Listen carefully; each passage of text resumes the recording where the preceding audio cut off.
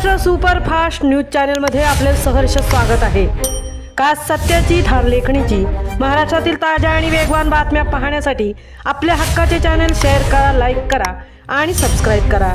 धन्यवाद। म्हसळा तालुक्यात घरफोडी, सकलपकोंड येथील घटनेमुळे नागरिकात भीती, सायंकाळपर्यंत गुन्हा नोंद नाही। नमस्कार, आपण पाहत आहात महाराष्ट्र सुपरफास्ट। म्हसळा तालुक्यातील खारगाव खुर्द ग्रामपंचायत हद्दीतील सकलपकोंड गवळवाडी येथे काल मध्यरात्री घरफोडीची घटना घडली असून परिसरात भीतीचे वातावरण पसरले आहे।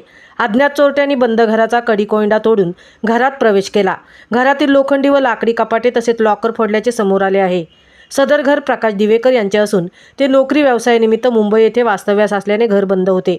या संधीचा फायदा घेत चोरट्यांनी डल्ला मारला। घरातील नेमका किती ऐवज चोरीला गेला आहे याची माहिती अद्याप मिळालेली नाही। घरमालक गावात आल्यानंतरच याबाबत स्पष्टता होणार आहे।